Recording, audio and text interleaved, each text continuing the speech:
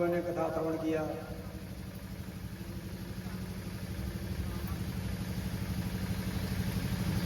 आज 4 दिन हो गए लेकिन तुमको समझ में अभी तक नहीं आया कैसे सेट करना चाहिए यार।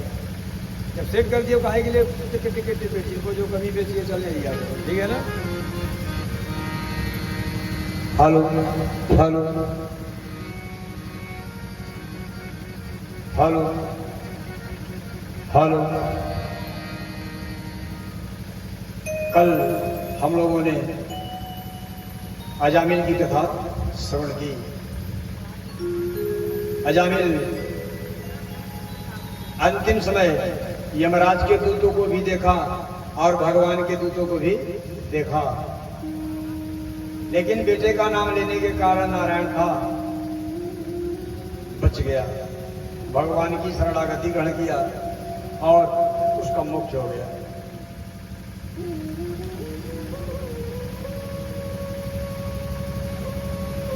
एक बार बृहस्पति जी अपने चेले से मिलने के लिए गए। इनके चेले इंद्र थे, देवताओं के गुरु है ना भगवान बृहस्पति। मिलने के लिए गए तो उस समय वहां नाच गाना चल रहा था, उत्सव मन रहा था बढ़िया से धमाकेदार। नृत्यांगनाएं नृत्य कर रही थी। तो अपने स्थान से इंद्र उठे नहीं, गुरु की अगवानी नहीं थी।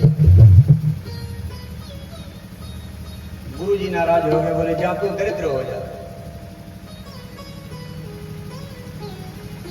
ऐसा बोल करके अंदर ध्यान हो गए। अब पूजा पाठ कौन कराए, समस्या हो गई। तो उस समय बड़े तपस्वी ब्राह्मणों में विश्वरूप का नाम था।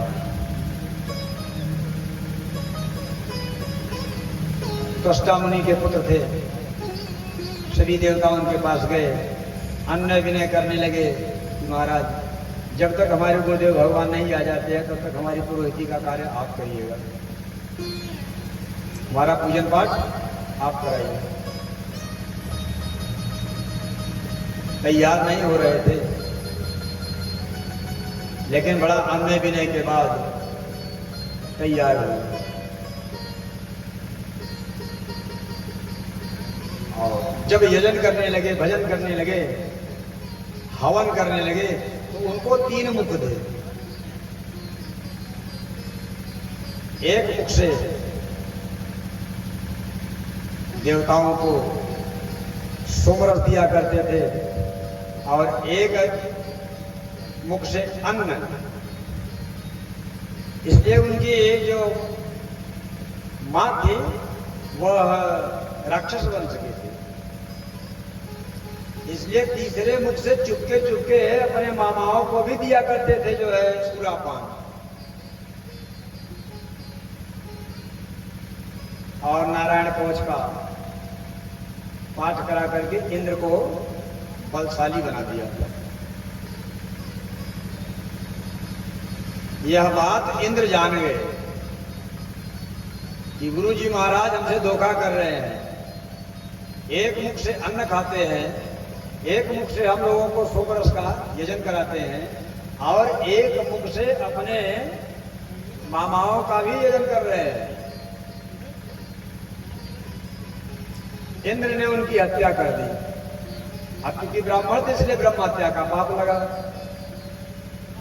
इंद्र बहुत परेशान हुए। तो 4 लोगों को इंद्र ने अपने ब्रह्म हत्या को बांट दिया। कौन कौन? जल को दिया, धरती मां को दिया, वृक्ष को दिया और स्त्री को दिया। इन लोगों ने जब ब्रह्म हत्या को ग्रहण किया तो आशीर्वाद मांगा, बदले में इंद्र ने आशीर्वाद भी दिया। जल ने ब्रह्म हत्या जब 1/4 भाग ग्रहण किया तो बोले अब तक जब मैं महाराज बहता रहूं तो मैं हमेशा निर्मल रहूं, तो बहता हुआ जल कभी दूषित नहीं होता।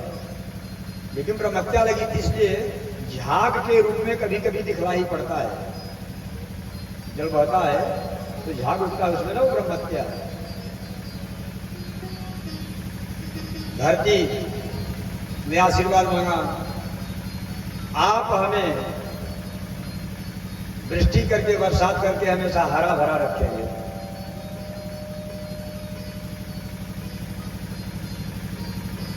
इंद्र ने आशीर्वाद दिया, लेकिन ऊसर के रूप में वो ब्रह्महत्या दिखलाई पड़ता है। वृक्षों ने ब्रह्महत्या को ग्रहण किया, आशीर्वाद मांगा कि जब मैं कटूं तो मेरा घाव स्वतः भर जाए। कोई मलहम पट्टी नहीं लगाना जाता पेड़ों को, उनको आशीर्वाद है इंद्र भगवान का, जैसे घाव होगा अपने आप भर जाएगा। और स्त्री ने आशीर्वाद मांगा ब्रह्महत्या के बदले कि मैं हमेशा युवा बनी रहूं। तो रजोदर्शन के रूप में वह ब्रह्महत्या दिखलाई पड़ती है। जब अपने बेटे विश्वरूप को मरा जान करके त्वष्टा मुनि बहुत नाराज हुए, एक यज्ञ किया। यज्ञ से एक विशाल पुरुष प्रकट हुआ, उससे सारा ब्रह्मांड हाहाकार करने लगा। उसका नाम था वृत्तासुर। सब देवता ब्रह्मा जी के शरण में गए तो ब्रह्मा जी ने कहा, आप लोग जाइए, दधीच मुनि की शरणागति ग्रहण कर लीजिए। तपस्या करते करते उनके हड्डियों में ऐसी ताकत आ गई है, उससे जो वज्र बनेगा उसी से वृत्तासुर की हत्या हो सकती है, और कोई उपाय नहीं है। सारे ऋषि भाग करके दधीची मुनि के पास आए, बोले प्रभु आप मुझे अपनी हड्डी दे दीजिए। अच्छा बताइए, आप किसी के पास जाए, कहते हड्डी दे दीजिए, देगा क्या कोई? ऐसे है कोई दानी समझ?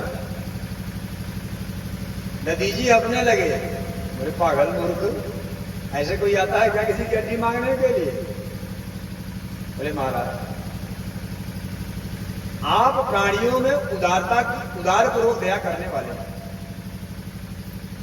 अगर देने वाला लेने वाले की समस्या को समझेगा तो उस पर अमल करे, जरूर करेगा। लेने वाली की समस्या क्या है भैया? सारा संसार वृत्तासुर के भय से भयभीत है, और महाराज बिना आपकी उदारता किए हुए, बिना आपके शरीर का दान लिए हुए कल्याण संभव नहीं है। ननु स्वार्थ परो लोको न वेद पर संकटम, यदि वेद न याचेत नेति न यदीश्वर। और दधीची प्राणायाम के द्वारा अपने शरीर का त्याग कर दिया,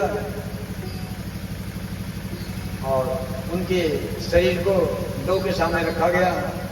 गौ माता ने चाट चाट करके उनके शरीर को नष्ट कर दिया, शरीर को समाप्त कर दिया। हड्डियां बची, जिसे ले जा करके वज्र बनवाया गया। वज्र बनवाया गया, और उस वज्र को लेकर के इंद्र भगवान लड़ाई के मैदान में आ गए।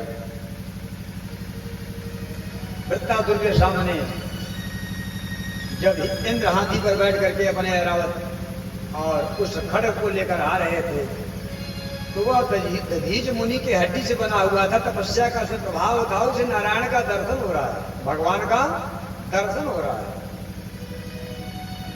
वह भगवान का दर्शन कर रहा है। और भगवान से प्रार्थना कर रहा है। भाव देखिएगा उसका, जीवन में क्या चाहिए आदमी को? अर्थ, धर्म, काम, मोक्ष, चार ही पुरुषार्थ हैं। जब संसार में जीव आता है भगवान के सन्मुख तो चारे पुरुषार्थ मांगता है। चारों पुरुषार्थों को मांग रहा है, लेकिन भाव देखिए कैसे मांग रहा है। सबसे पहले वह धर्म मांगा। धर्म क्या चाहिए प्रभु को? अहं हरेतौ पादैकमूल दासानुदासो भवितास्मि भूय मनः स्मरेता सुपतेर्गुणास्ते गृणेकवाकर मकरोतु काय गृणेकवाकर। हे प्रभु, धर्म में यही चाहिए, अहम हरे तो पादैक मूल दासानुदासो भवितास्मि भूय। मैं आपकी शरणागति ग्रहण नहीं कर सकता, मुझे इतना ज्ञान नहीं है, मैं आपके चरणों में नहीं जा सकता, मैं आपका दास बनने के लायक नहीं है। दासानुदासो, ऐसी कृपा कर दीजिए आपके दासों का दास हो जाओ। जो आपके दास हैं, अकिंचन हैं, आपकी लीला का गान कर रहे हैं, उनका दास हो जाओ।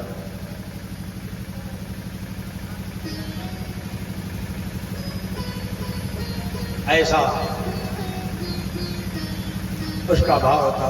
गिड़ी गवाकर मकरो तुकाय, गिड़ी गवाकर, उनके शरीर से और कोई अच्छा कर्म बनेगा नहीं कि और उनकी शरणागति ग्रहण कर लूं महाराज। अच्छा बताइए, एक आदमी को करंट लगा हुआ है, दूसरे को करंट नहीं लगा, उसने बिजली का तार छुआ नहीं है, लेकिन जाकर उसके चरणों को छू ले, पैरों को पकड़ ले, क्या होगा? जितना करंट महाराज उसको लगा हुआ है, पूरा पूरा करंट उसको भी लगेगा, लगेगा कि नहीं? और अर्थ क्या मांग रहा है, धन क्या मांग रहा है? ननाक पृष्ठम न च पारमेष्ठम न सार्वभौमम न रसाधिपत्यम न योग सिद्धि पुनर्भवं वा समंजसंताम विरहैकांक्षे समंजसंत्वाम। हे प्रभु, न नाक पृष्ठम न च पारमेष्ठम, न मुझे ब्रह्मा का पद चाहिए और न मुझे इंद्र का पद चाहिए। ये धन में क्या चाहिए भैया? न सार्वभौमम न रसाधिपत्यम, न मुझे संसार का साम्राज्य ही चाहिए, न योग सिद्धिर पुनर्भवं वा, न मुझे योग चाहिए, न मुझे कोई सिद्धि चाहिए। महाराज ले जाओ स्वप्ना, फिर क्या चाहिए भैया? समंजसत्वा विरहैकांक्षे। हे प्रभु, मुझे आपका विरह चाहिए, आप मुझे अपना विरह दे दीजिए। यही धन चाहिए। कैसा विरह चाहिए? विरह का रूप क्या है? बोल रहा है कामना में मुझे ऐसा विरह चाहिए, काम मांग रहा है, कौन सा काम करूं? अजात पच्छा इव मातरम खगा स्तन्यो यथाव स्वतराचुधार्था प्रियं प्रियेव विशुद्धिं विसन्नाम मनोरविन्दाच्चदृदीच्यते त्वाम्। अजात पच्छा इव मातरम खगा। है प्रभु, मुझे ऐसा इस प्रकार का विरह दे दीजिए। कौन सा विरह? जैसे अजात पक्षी हो, इव मातरम खगा, एक चिड़िया का बच्चा है जो भी कुछ दिन का है, अंडे से बाहर निकला हुआ है और उसको पंख नहीं निकले, अभी उड़ नहीं पाता, उड़ नहीं पाता।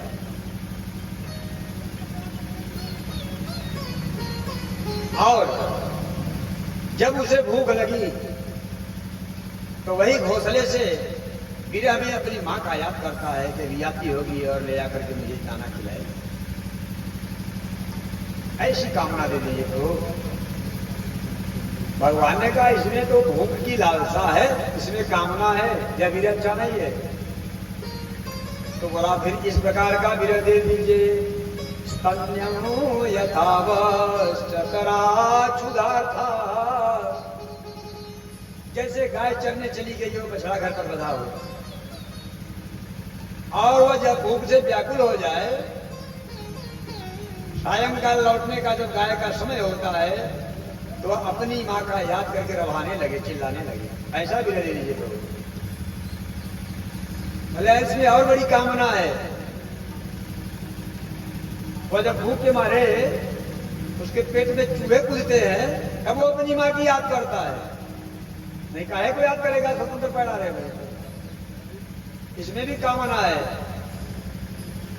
तो तीसरा उदाहरण बतलाया, प्रियम प्रियेव विशुद्धिम विषण्णा।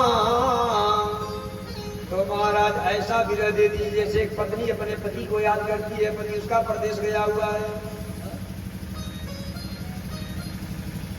एक स्त्री थी और वो पढ़ी लिखी कम थी। उसका पति परदेश जाने लगा, नया नया विवाह हुआ था। वह अपने पति से बहुत प्रेम करती थी।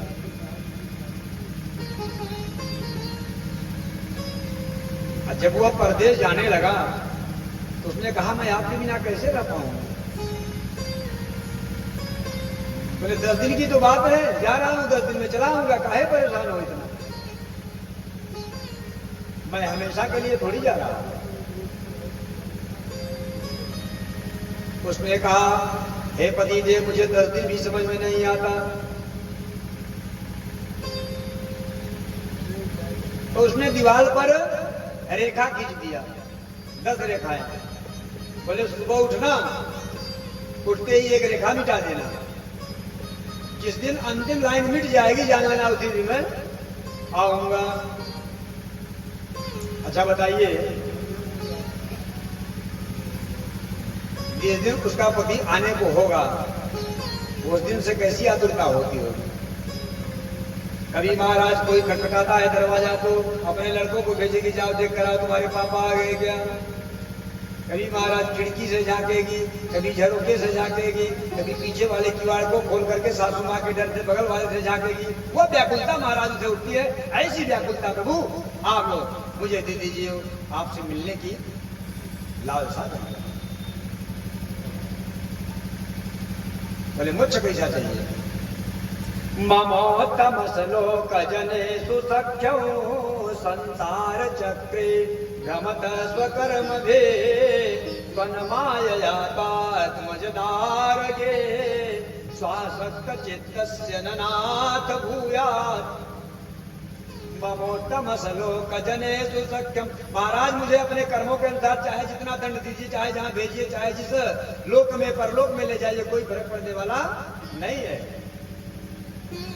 लेकिन मैं जहां भी रहूं, ममोत्तमश्लोक जनेषु सख्यं संसार चक्रे भ्रमत स्वकर्मभे। क्या मिले महाराज वहां पर? त्वन्मायया पात्मजदारगे स्वासक्त चित्तस्य ननाथ भूयात्। हे प्रभु, चाहे नरक में पड़ा रहो, चाहे स्वर्ग में पड़ा रहो, इससे कोई फर्क पड़ने वाला नहीं है। एक ही मोक्ष की कामना है कि जहां भी रहूं आपके भक्तों का संग मिलता रहे,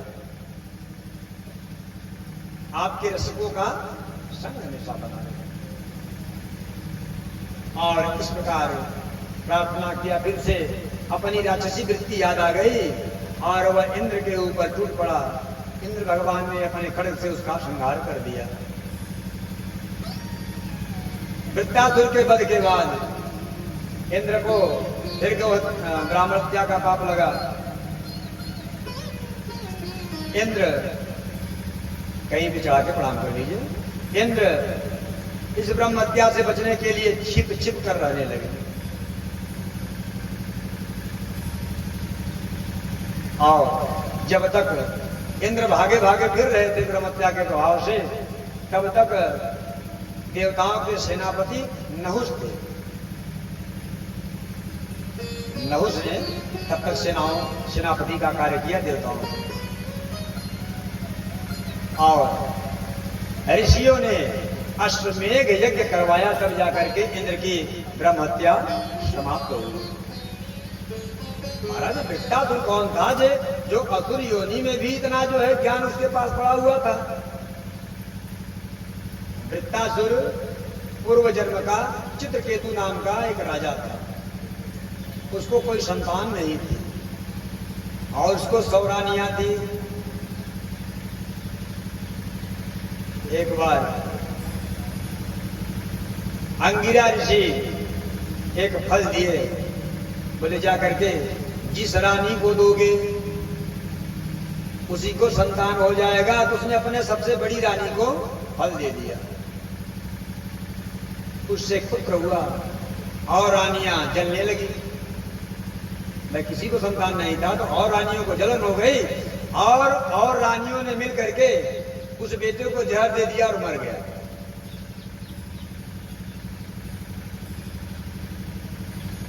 उसे वह अपने बेटे को लाश लेकर के रोने लगा। तुम्बुरु ऋषि के साथ नारद जी आए, बहुत समझाया। बहुत समझाने के बाद उनका मुंह चला गया। अपने तपोबल के प्रभाव से नारद जी ने उनके बेटे को यमराज के यहाँ से बुलवा लिया। बोले बेटा तुम्हारे पिता रो रहे हैं। तो बेटा कह रहा है कौन पिता, किस जन्म वाले पिता? मैं तो लाखों करोड़ों बार संसार में जन्म ले चुका हूं, हमारे तो लाखों करोड़ों पिता हो चुके हैं, ये कौन वाले पिता है? बोले राजन देख लीजिए आपका बेटा है, सामने खड़ा है, कर रहा है, कौन वाले पिता है? राजा को वैराग्य हो गया, जान गए कि कोई किसी का नहीं है, कोई नहीं काहू कही दाता, निज कृत कर्म भोग सुन भ्राता। काहू न सो सुख दुख करदाता, काहू न सो सुख दुख करदाता, निज कृत कर्म भोग सब दाता, निज कृत कर्म भोग सुन भ्राता, काहू न सो सुख दुख करदाता, काहू न सो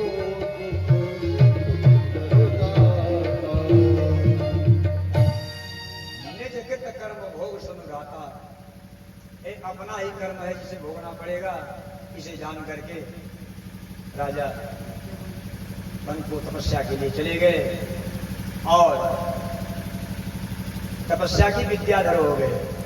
विमान मिला, विचरण करने लगे। भगवान शंकर पार्वती वन में विहार कर रहे थे, उन्हें अनाप शनाप बोल दिया। मैया ने कहा जा असुर योनि को प्राप्त हो जाता। वह भी गिराने लगा, बोले मैया मैंने याद के प्रभाव को समझा नहीं। भगवान शंकर ने समझा क्या आपने यदि रोया, साफ दे दिया। तो मैया ने फिर बोला जाओ बेटा, असुर योनि को तो प्राप्त होगे लेकिन तुम्हारी यादगार तो बनी रहेगी, जो भजन का प्रभाव है यह बना रहेगा। तो वह वृत्तासुर असुर योनि को प्राप्त हुआ लेकिन उसकी यादगार तो बनी हुई थी, जो नारायण का दर्शन करने लगा कवच में और भगवान का इतना बढ़िया भजन किया। मैया, राक्षसों की मैया परेशान रहने लगी। उनका नाम था दिति। अपने लड़कों के लिए इंद्र को मारने वाला एक संतान चाहती थी जो इंद्र को मार दे। कश्यप जी ने आशीर्वाद दिया, एक व्रत बुलाया जिसका नाम है पुंसवन। बोले जाओ व्रत करो, लेकिन कोई भी गलती करोगी तो वह जो देवताओं को मारने वाला होगा वह देवताओं का मित्र हो जाएगा। इसलिए जब तक यह बालक गर्भ में रहे तब तक कोई गलती नहीं करनी है, जो नियम है उसका पालन करना है बढ़िया से। लेकिन दिति मैया से एक दिन गलती हो गई, वह बालक गर्भ में था, इंद्र किसी ताक में थे। इंद्र हमेशा जो है अपने शत्रुओं को मारने के लिए पीछे पड़े रहते हैं और गर्भ में भी प्रवेश करके तलवार से उसके 7 टुकड़े कर दिए और वह रोने लगा, भैया मैं क्यों मार रहे हो, मैं तो आपका ही मित्र हूं। इंद्र ने फिर उसके 7 टुकड़े कर दिए, एक एक के 49 टुकड़े हो गए। फिर वह इंद्र की शरणागति ग्रहण किया। कालांतर में 49 मरुत की उत्पत्ति हुई। कहते हैं ना, मरुत चले 49 चित्रपाल देवता हुए। प्रेम से बोलिए चित्रपाल देवता के। बोले महाराज, आप जब कथा कहते हैं एक ही बात कहते हैं, देवताओं को बचा लिया, भक्तों को बचा लिया, राक्षसों को मार दिया, तो क्या भगवान भेदभाव भी करते हैं क्या?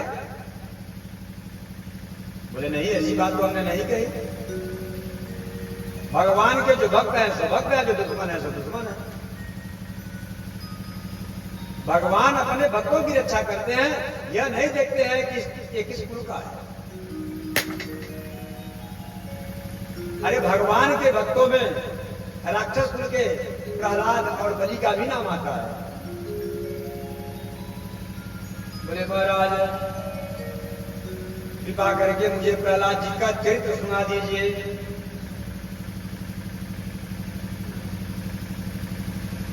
दीदी के 2 संतानें, हिरण्याकश्यपु, हिरण्याक्ष मारा गया, धरती का हरण करके ले गया था। उसे बचाने के लिए भगवान महाराज के रूप में गए थे। उसका भाई बदला लेने के लिए अपने भाई का तपस्या करने के लिए चला गया। गजब का तपस्या किया, ऐसा तपस्या किया कि उसके शरीर में सब दीमक लग गए। आंख को छोड़ करके कुछ दिखलाई नहीं पड़ रहा था। उसके ब्रह्मरंध्र को फोड़ करके धुआं निकलने लगा। वो ब्रह्मलोक को जलाने लगा।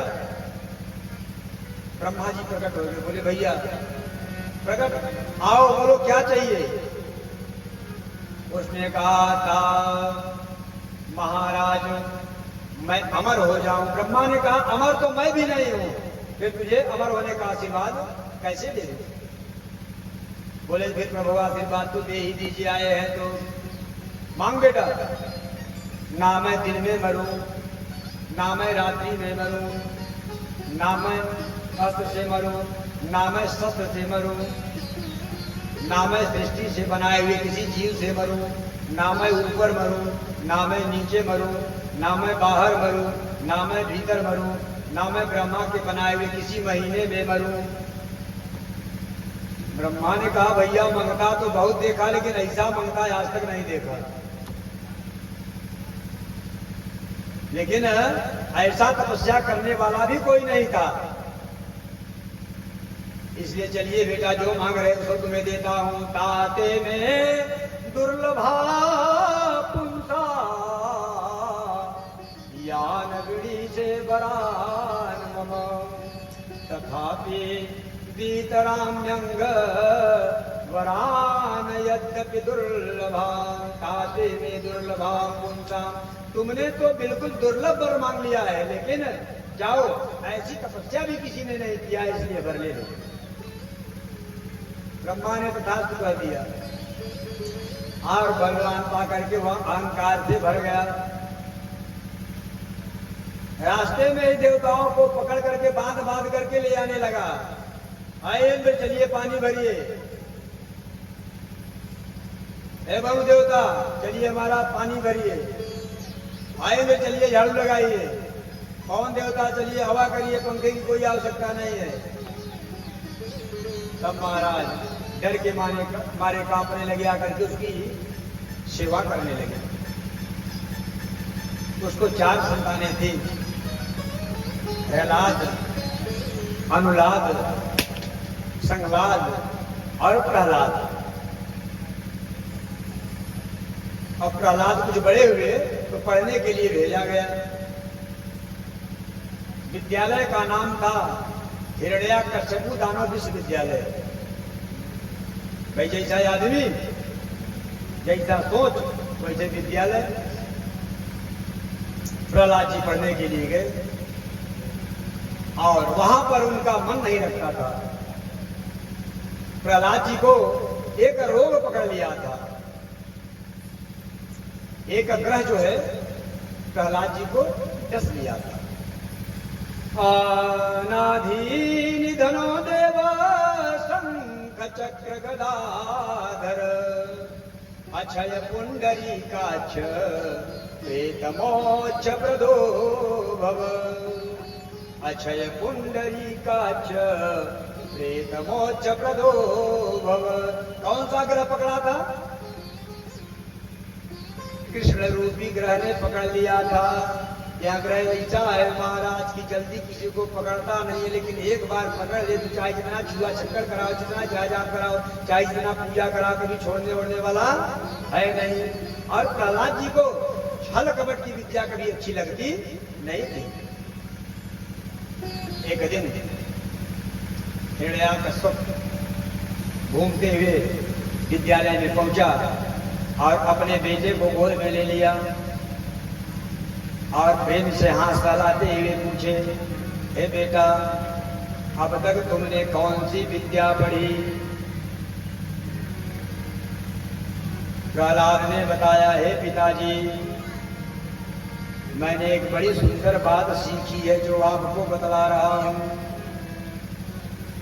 यह पूरा संसार एक अंधकूप के समान है। जो इससे अपने को बचा ले वही बुद्धिमान कहा जाएगा और भगवान के चरणों का आश्रय ग्रहण कर ले।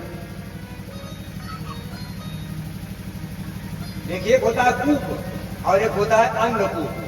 कूप होता है घर के दरवाजे के सामने कुआं है, आप पानी भरने के लिए जा रहे हैं और मान लीजिए गलती से गिर गए, तो कोई दूसरा पानी भरने आएगा तो चिल्लाएगा तो आपको निकाल लेगा। और अंधकूप किसे कहते हैं महाराज? अंधकूप कहते हैं जंगल उंगल में कोई कुआं है, उसमें बहुत घास झाड़ियां ऊपर जमी हुई है और वहां कोई जाने होने वाला नहीं है, और आप गिर गए तो चिल्लाने पर कोई निकालने वाला भी नहीं है। बोले पिताजी, सारा संसार अंधकूप के समान है, जीवन का बस यही सार है। तत्साधु मन्ये सुरवर्य देहि नाम सदा समुद्र विघ्न दिया समदग्रहात् हित्वात्मपातम गृहमंधकूपम वनम गतोय धरि मात्र जल। बोला तो कुछ नहीं, लेकिन आंखें लाल लाल कर लिया और गुरु जी को बुला करके बहुत डांटा। ये बच्चों को क्या सिखाते हो? मैंने तो युद्ध करना, छल कपट की विद्या सिखलाना, देवताओं को कैसे मारा जाएगा, कैसे हराया जाएगा, यह पाठ्यक्रम रखा है यहाँ पर, और तुम क्या बात पढ़ा रहे हो भक्ति का?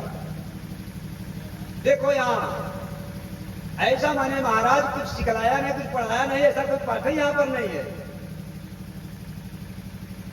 तो देखो यहाँ विष्णु का भेदिया कोई जरूर होगा जो इसे आड़बीड़ी में जाकर के सिखलाता होगा, पकड़ो उसको। और गुरु जी ने प्रहलाद को बुलाया, प्रेम से पूछना प्रारंभ किए, बेटा कहां से विद्या तुमने सीखी? वश्च प्रहलाद भद्रम ते सत्यम कथय मामृषा बालानति कुतस्तुभ्य में सबुद्धि विसर्य। बेटा प्रहलाद, तुमने ये बातें कहां से सीखी? प्रहलाद जी कह रहे हैं भगवान की माया को प्रणाम करते, बाल प्रभु कड़वी बात अच्छी बात इन्हें कड़वी लगती है और कड़वी बात इन्हें अच्छी लगती है। ये आपकी माया है, इनके बुद्धि को आपने हर लिया है। संडा वर्ग ने बहुत डांटा। अब चूंकि ये मास्टर साहब थे, इनकी मजबूरी थी।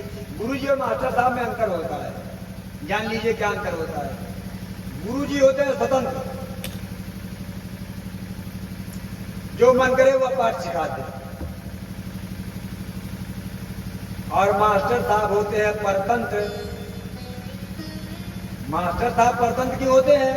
इसलिए कि उनको राजकोष से सरकारी तनख्वाह मिलता है, तो सरकार जो कहेगा वही मानना पड़ेगा।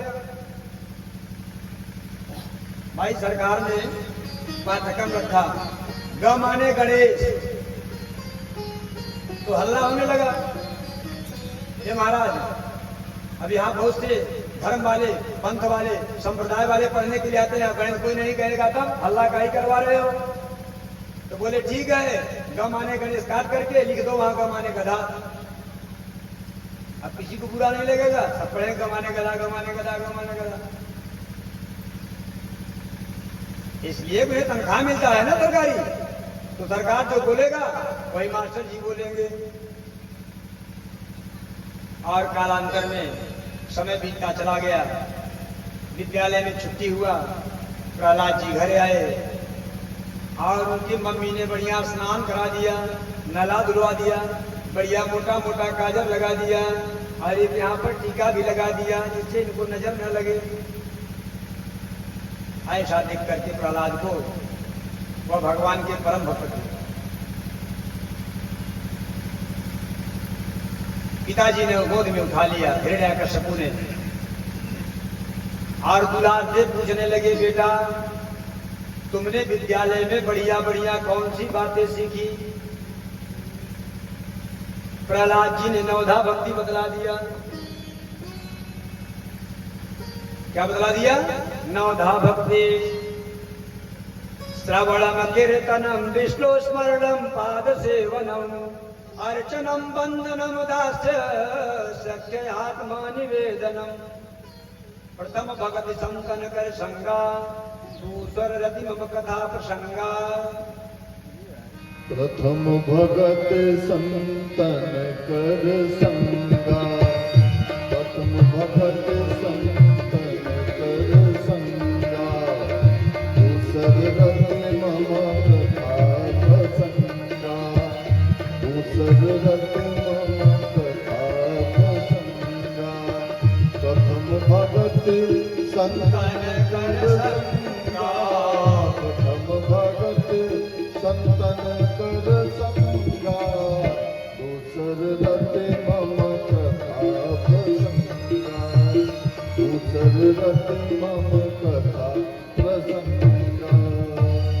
श्रवणम कीर्तनम विष्णु स्मरणम पाद सेवनम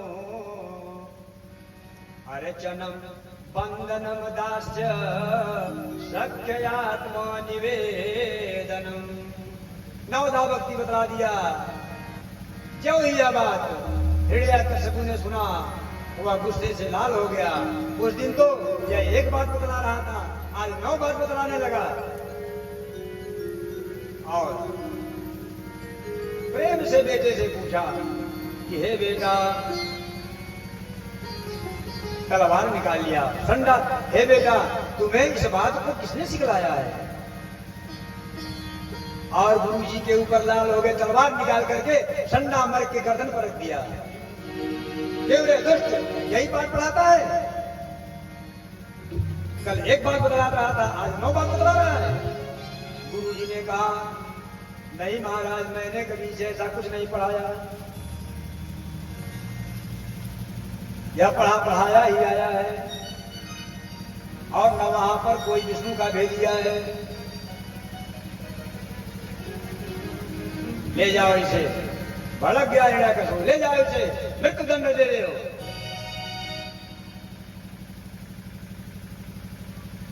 और गुस्से में आकर के वहां से चला गया। एक संक्रामक बीमारी है, अगर फैलती है तो फैलती चली जाती है। अगर समाज में एक भी हो गया, तुम्बाधारी, मालाधारी, लोटाधारी, सोटाधारी, लंगोटाधारी, मातिलकधारी, त्रिकुंडधारी, भगवाधारी, तो देखा देखी महाराज पूरा समाज है ऐसा हो जाता है। संक्रामक बीमारी फैल गई है, ले जाओ उसकी हत्या कर दो। अगर अपने हाथ में कोई नासूर हो जाए अंगुली में, तो डॉक्टर कहते हैं कि अंगुली कटवा दो, नहीं पूरा हाथ कटवाना पड़ेगा, सड़ जाएगा। तो अंगुली को कटाना ही भलाई है, इसलिए ले जाओ इसकी हत्या करो, मार डालो। और उन्हें पत्थर से गिराया गया, पानी में डुबाया गया, भाला से मारा गया, भोजन बंद करा दिया गया, पत्थर से दबवाया गया। लेकिन प्रहलाद जी मरे नहीं। हिरण्यकश्यपु बड़ा चक्कर में पड़ गया। एक उसकी बहन थी होलिका, जिसे वह लेकर के गोद में बैठ जाए, उसकी मृत्यु हो जाए जल करके, उसे बुलवाया गया और उसके गोद में बैठाया गया। प्रहलाद जी बच गए और वह जलकर मर गई। अब हिरण्यकश्यपु चक्कर में पड़ गया कि लगता है अगर इसे नहीं मारा गया तो मेरे मृत्यु का कारण बन जाएगा। जाको राखे साइया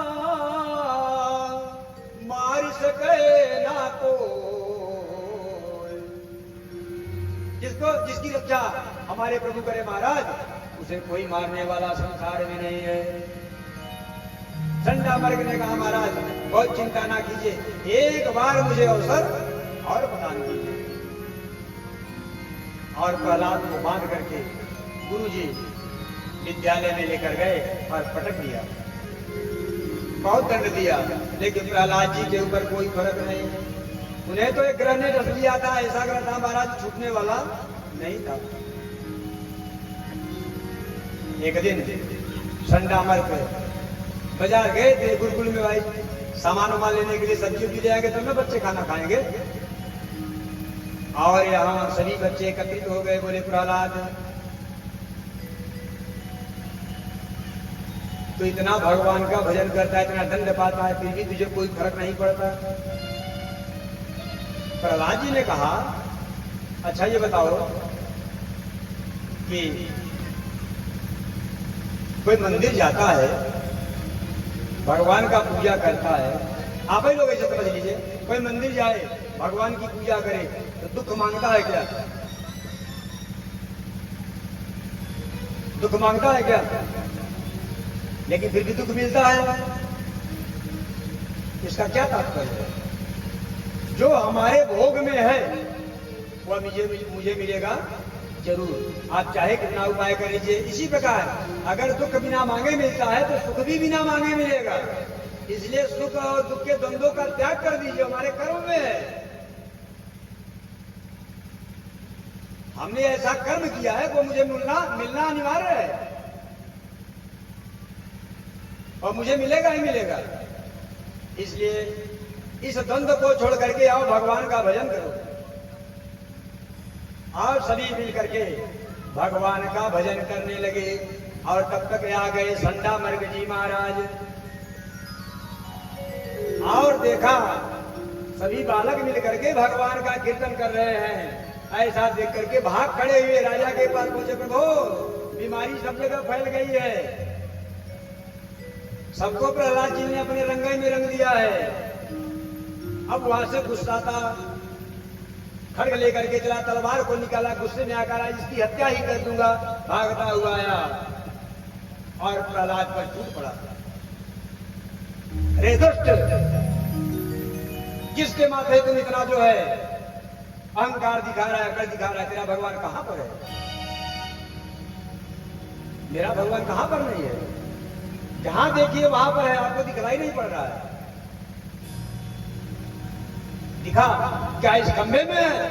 हाँ मेरा प्रभु इस खंबे में है। और प्रहलाद जी महाराज भगवान की स्तुति करने लगे। हे नाथ, क्या ये विनती स्वीकार्य न होगी? आइए भजन के माध्यम से पूछते हैं। हे नाथ, हे नाथ, क्या ये विनती, हे नाथ क्या ये विनती स्वीकार अब न होगी। हे नाथ क्या ये विनती स्वीकार अब न होगी। हे नाथ क्या ये विनती स्वीकार अब न होगी।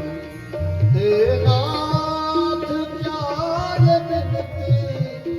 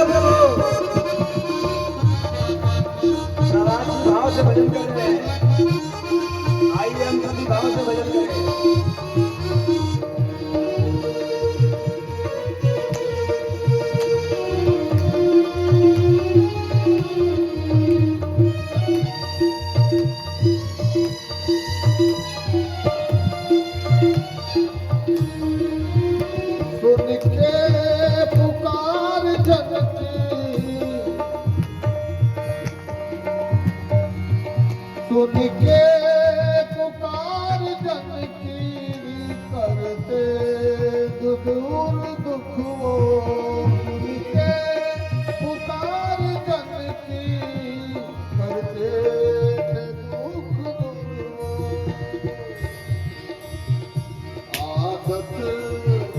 आदत पुरानी शायद, आदत पुरानी शायद सरकार अब न होगी। आदत पुरानी शायद सरकार अब न होगी। आदत पुरानी शायद सरकार अब न होगी।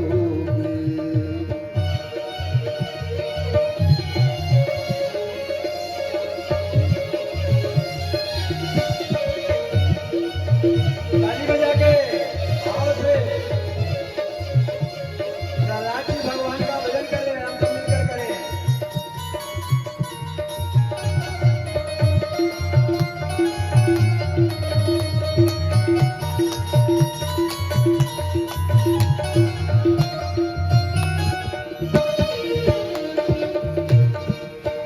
गर हो स्वभाव बदला तो साफ साफ कह दो।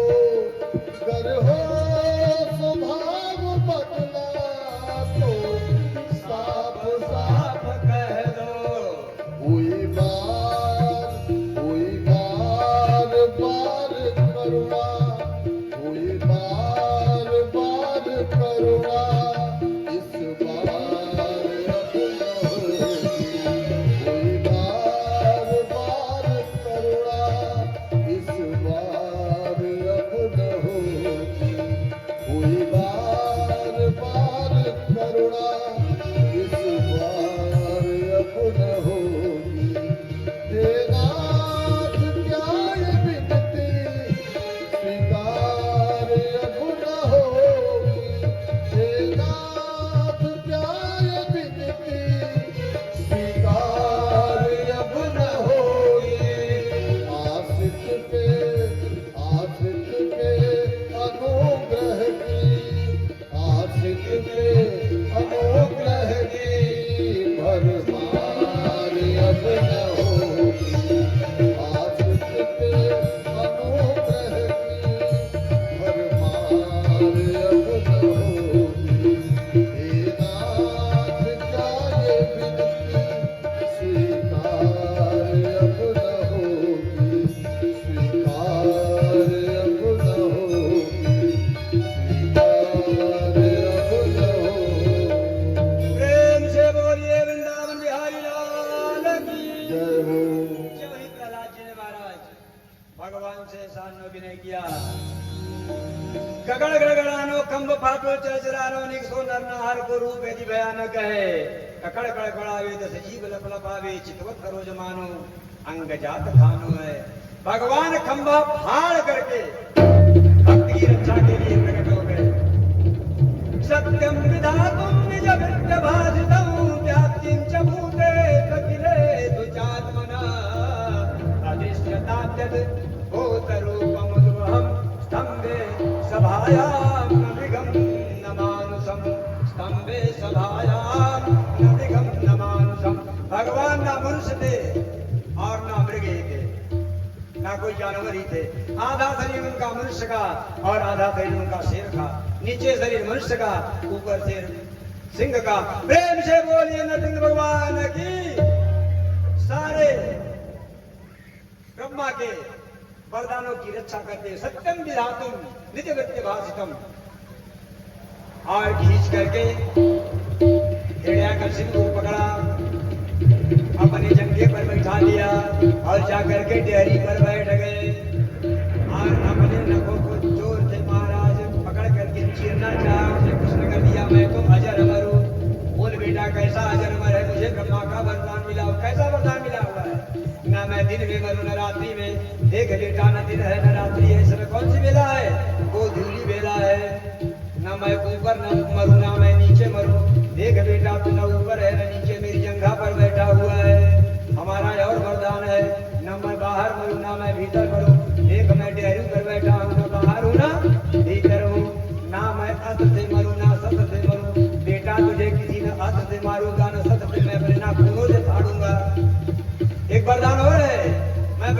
के बनाए हुए किसी महीने में मैं नहीं मरूं।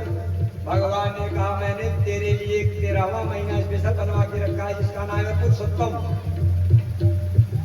और ऐसा बता करके महाराज सत्यम विधातुम निज विद्य भास्कर, ब्रह्मा के सारे वरदानों की रक्षा करते हुए उसके आंख को फाड़ दिया और उसके आंख को फाड़ करके पेड़ को फाड़ करके आंख को निकाला और उसे माला की तरफ बांध करके और वही बैठ गए।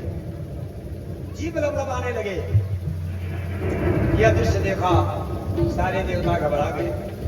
भगवान की बहुत प्रशंसा गाए, लेकिन भगवान शांत नहीं हुए। उनका कोप ही नहीं शांत हो। बोले जिनके पति हैं उनके पास चला जाए। लक्ष्मी मैया के पास गए, बोले प्रभु आपके पति ने क्रोध कर रखा है मैया, कृपया चल के मना लीजिए। अरे बोले मेरे पति क्रोध कैसे करे, हमने तो कभी उन्हें क्रोध करते हुए देखा नहीं है, वो तो भक्त वत्सल है। नहीं बोले क्रोध करके बैठे, चलिए मैया। और लक्ष्मी जी 16 श्रृंगार किया, सोने का थाल लिया, उसमें आरती सजाया और बढ़िया चमक छल्लो बंद करके चली आई। और भगवान का जब आरती उतारना नीचे से प्रारंभ किया और जब मुख पर पहुंची आरती थाल लेकर के, तो भगवान ने जो मुख फाड़ा मारा, दहाड़ मारा, और भैया जो है थाल पटक करके भाग गई वैकुंठ को। ऐसा तो मैंने अपने प्रभु का रूप ही नहीं देखा था।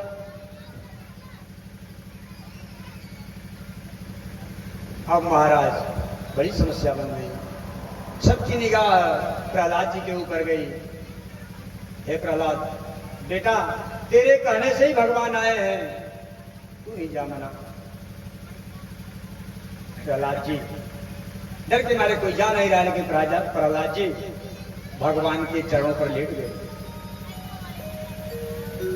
भगवान ने प्रहलाद को अपने हाथों से उठाया, अपनी गोद में बैठाया और आज भगवान भक्त से क्षमा मांग रहे हैं।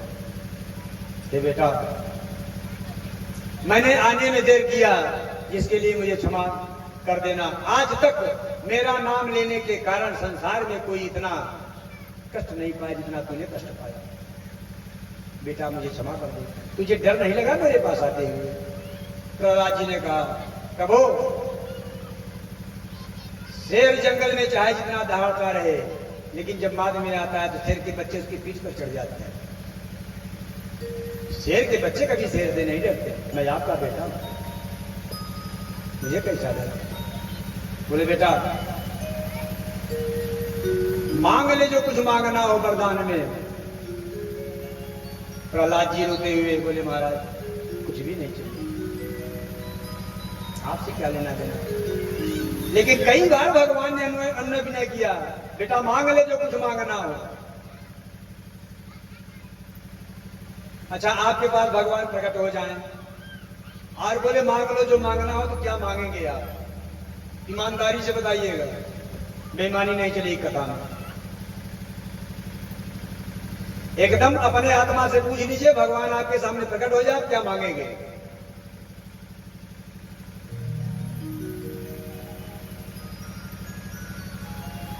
मैंने विचार कर लिया।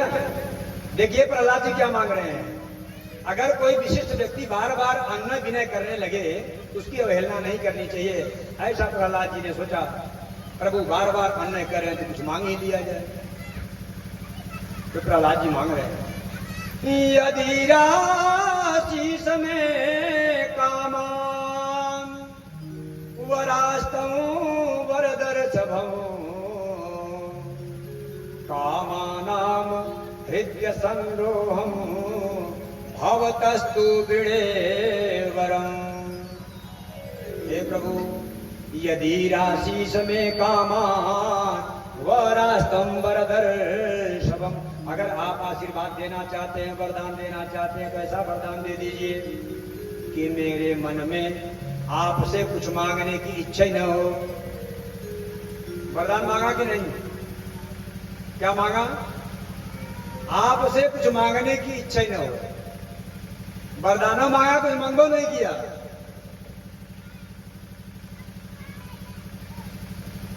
प्रभु आपसे मांगने की कुछ इच्छा ही ना हो। अरे लेना देना तो व्यापारी करते हैं।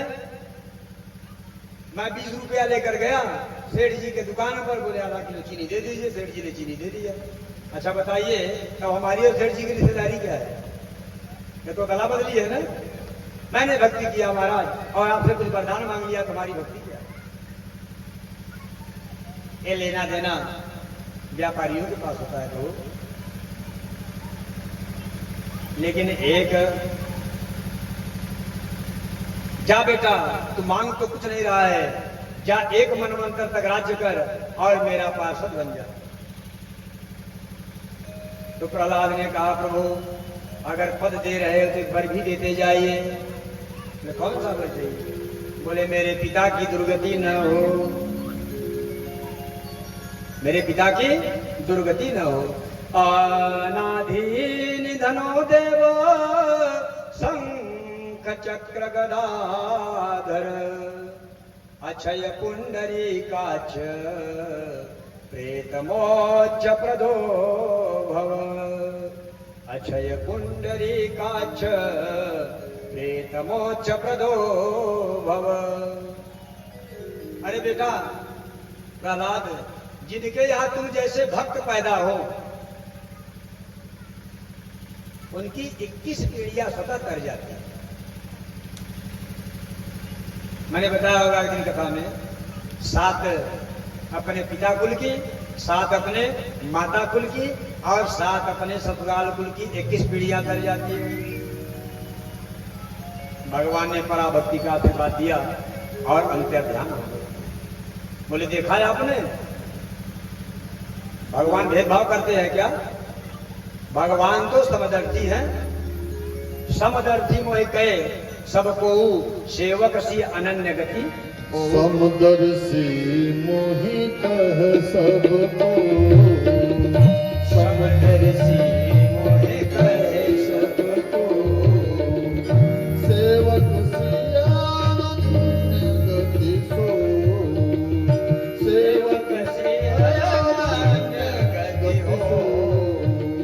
समदर्शी मोहि कह सबको, समदर्शी मोहि कह सबको, मोहि कह सबको।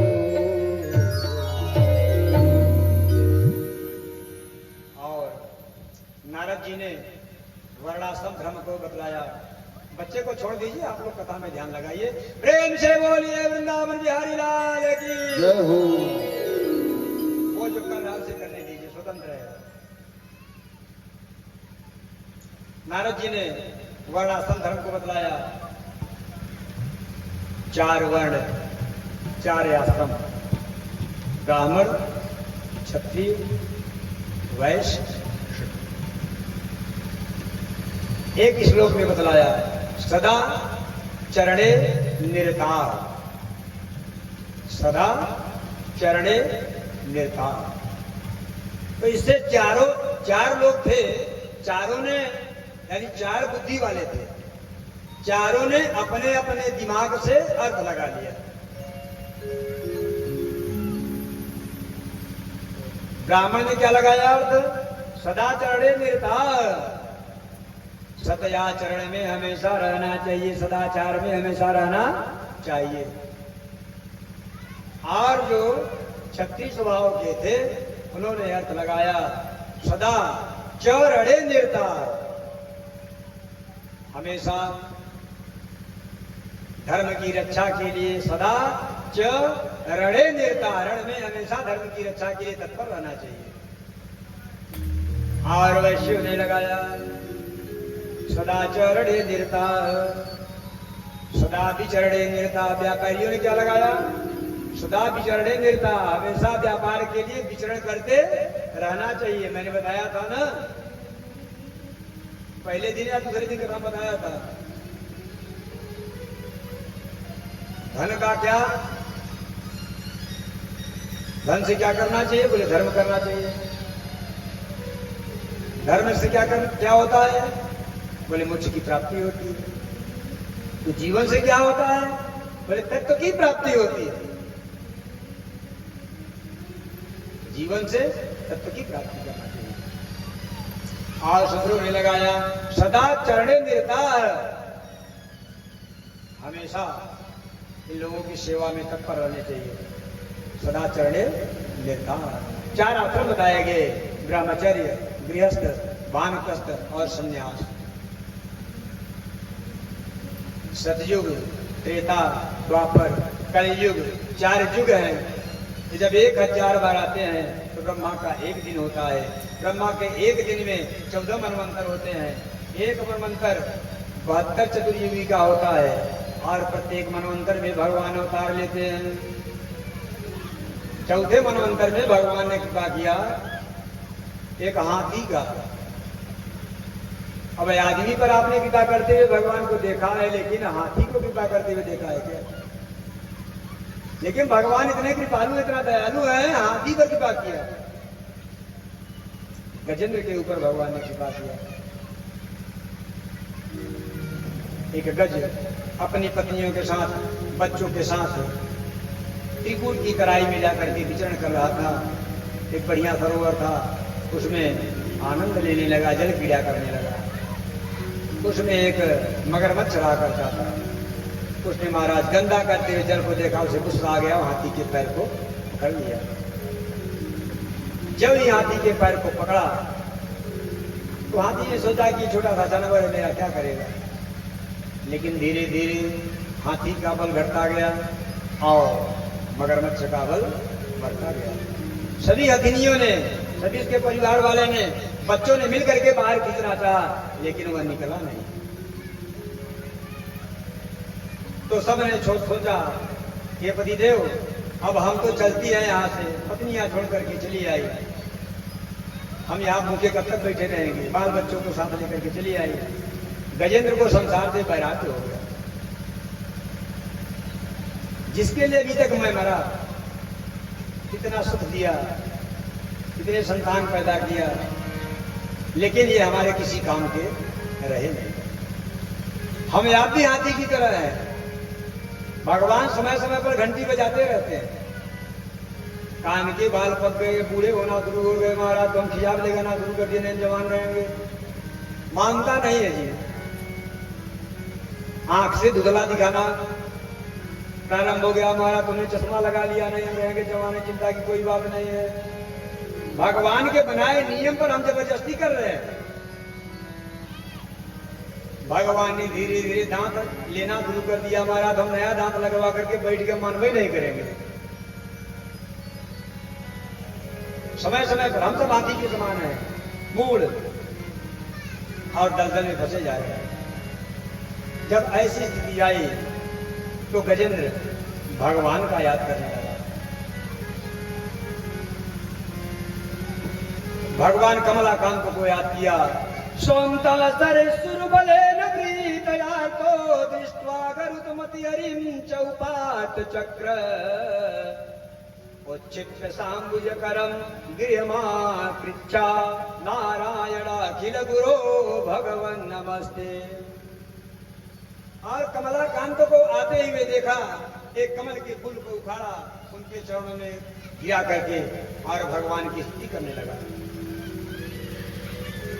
प्रबल प्रेम के पाले पड़कर प्रभु को नियम बदलते देखा।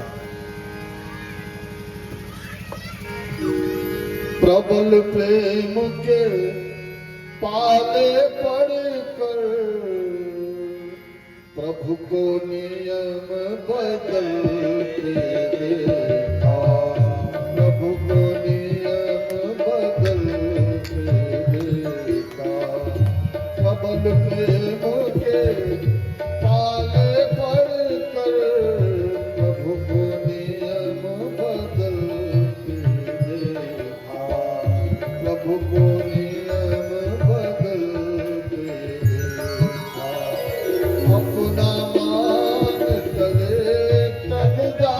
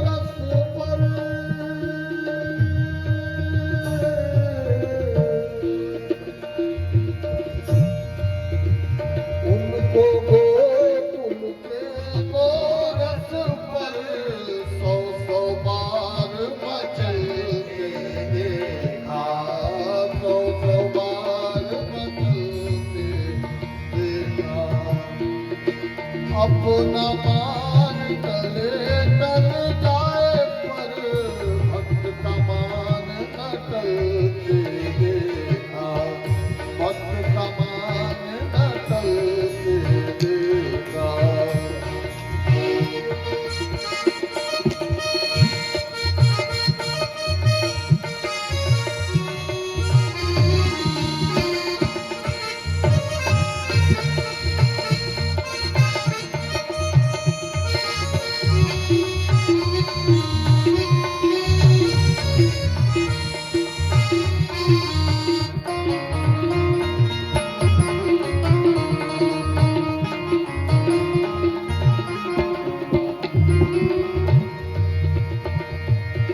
जिनके चरण कमल कमला के,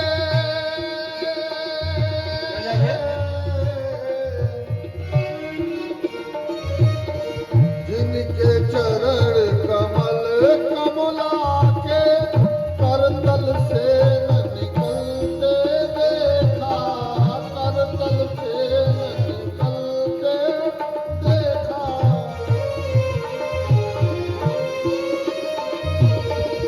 उनको ब्रज करील कुंजों में,